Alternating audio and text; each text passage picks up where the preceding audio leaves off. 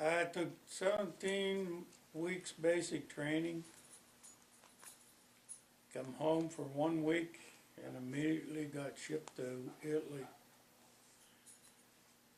We went to a camp in Italy where they drew men to fill the troops that got shot, wounded, or captured. And I ended up in the 45th Infantry Division, which is the Oklahoma National Guard. They had already been to Sicily and made the invasion of Italy in Salerno, but I didn't start till I got to them in Anzio. And after Anzio, we walked 12 miles north of Rome. We spent 3 weeks there, and a fellow asked me to take a ride in a Jeep, and we went down into Rome and spent the day, and on the way back we met the tanks that was coming in to liberate Rome. And we told them the Germans had taken all the bicycles and all the trucks. We went from there to the extreme southern tip of Italy to reorganize and to get ready to make the invasion of southern France. They trucked us up to Naples, Italy, and then we loaded on LSTs and assault boats and went on to Maxine, France, where we hit the beach. Went through the rest of the war, all the way through France and Alsace-Lorraine and into Germany. And one of the last places I was at Dachau concentration camp. We took the camp and continued on down to Munich, to the Munich airport, and then they brought us back to Dachau, and at that point they broke the division up. Some of the guys were going home, and some of us was going for occupation. I went on occupation with the 9th Division for 3 months, and then I joined the 10th Armored Division to come home. I was only in the service 26 months, but I had 300 days combat. Yeah, the front line is not what people imagine. They're thinking of a row of soldiers, but it's not that way. There's 2 guys about every 20-25 yards apart, so you're really almost on your own. You have to figure things out for yourself. The commander can only tell you when to attack and when to get ready for a counterattack. And since I had a heavy machine gun, which is 50 caliber, they attached us to the line companies, and we always set up for the counterattack. I waded the river and had my clothes freeze on me.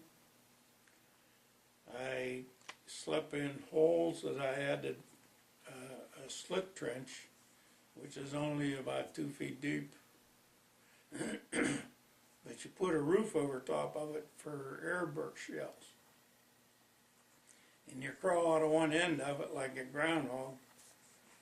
And one time it rained so long that we had to dig the hole with a slant so the water run down to one end and we could bail it out with our helmets. And when we had 2 blankets and they were saturated, and when one guy crawled in them, you could see the steam coming off him like a dead animal, but that's the only way we could rest. And we usually the guys spent 1 hour on and 1 hour off guard. And that's the way me and my buddy did. And so your life really depends on each other. If there's an attack or whatever. And the food was not, they had K rations, and we didn't get them all the time.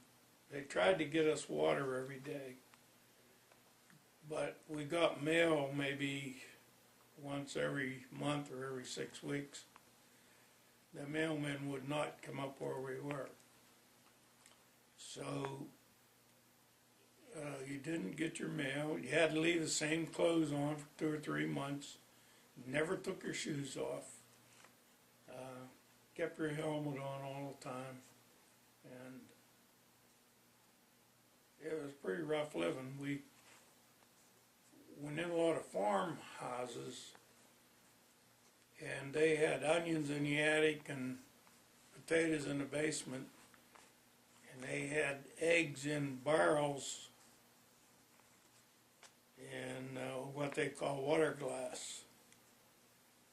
And so when we did, we'd build a fire in our stove and cook up a batch of potatoes and eggs when we could. Yeah, it wasn't very often, but occasionally we did that. We hunted food, we scrounged the houses. There were no food in the houses. When you went in a house, you just raided the house. And usually looking for something to eat. So, one time, my normal weight's around 200 pounds. At one time, I got in a size 30 pants. I was on the waist. I weighed about 140 pounds. So, that was just the way you lived. Sometimes we didn't sleep for days.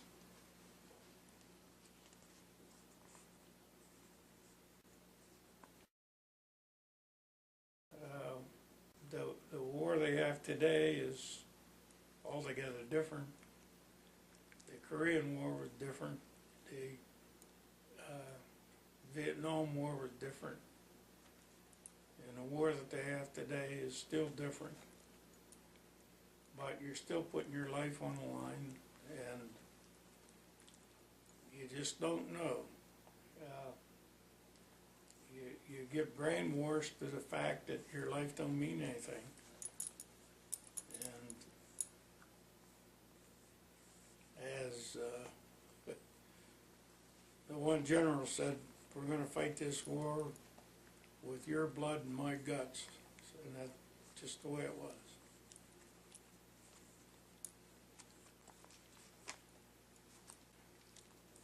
My general, General Patch, 7th Army. And I never seen him till the war was over. We had to march and review in Augsburg, Germany.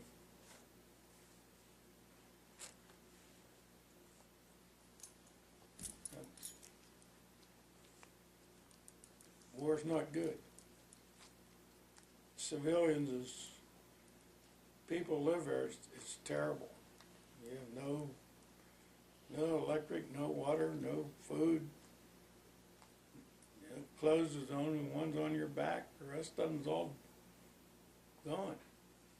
It's just not a good situation. I don't know how they survive.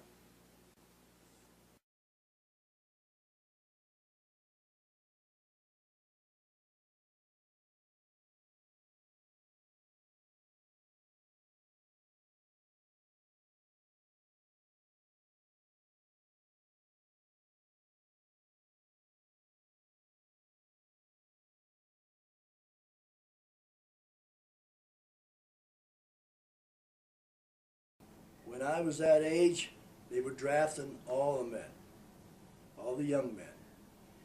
And I didn't want to get inserted. I didn't want to go in the Army. I'd rather go in the Navy.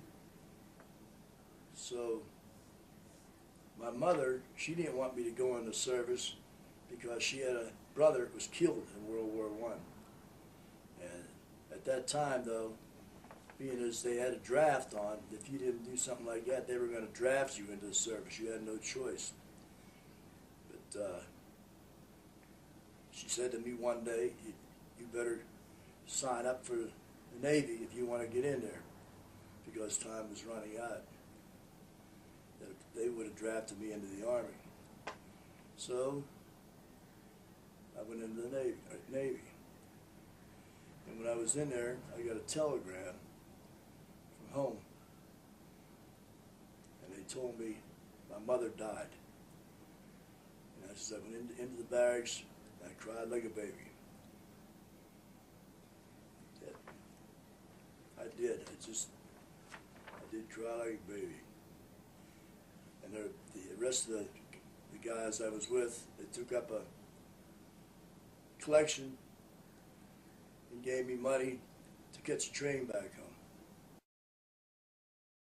I was on the base. I was guard at times. I was on the gates, guarding the gates, coming in and out. People made show their credentials, and I had that. And several times I got people coming from the mess hall, the kitchen, trying to steal stuff, take it home. And so I caught several of them. I said, hey, get back here. And he came back in, and I guess I could have wrote him up and given him a lot of problems. I said, go on, get out of here.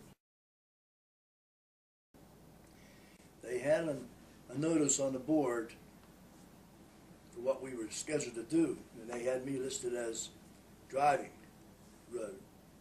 And they had a name for it. I just forget offhand what the name was. But I went in and I told them, I says, I don't know how to drive. They says, you'll learn tonight. So I didn't know how to drive. They had a Jeep, and I got in this Jeep driving it. And I was all around the base looking for people, places where they weren't supposed to be. Especially, they were, a lot of the men were trying to, they'd go around to Wave's house. You know what a wave is? It's a woman in the Navy. They go around to her house, I guess, trying to get connected with the women somehow. And that wasn't allowed. So they said I'd learn tonight, and so they had a Jeep out there, and I got in there, and I was going up steps and everything. The Jeep went everywhere. They called it guinea pig. I was taken to the one hospital with service, and they even had a big tank in there where they had a man down there in one of these suits you put on going down in the water. And I was up top in the sewer. It was up to me. At that time, during the war years there was a lot of men fighting in the jungles and that there, and there was a lot of mosquitoes. So I sat up there next to this big cage full of mosquitoes, and I put my arm in there. And they clocked every time I was bitten. They clocked how many times I got bit. What they did was they put a repellent on my arm, so that way I didn't get bit hardly at all. The repellent kept them off. They had that to see just how great a thing it was for the men that was in the combat, like in the jungles or whatever.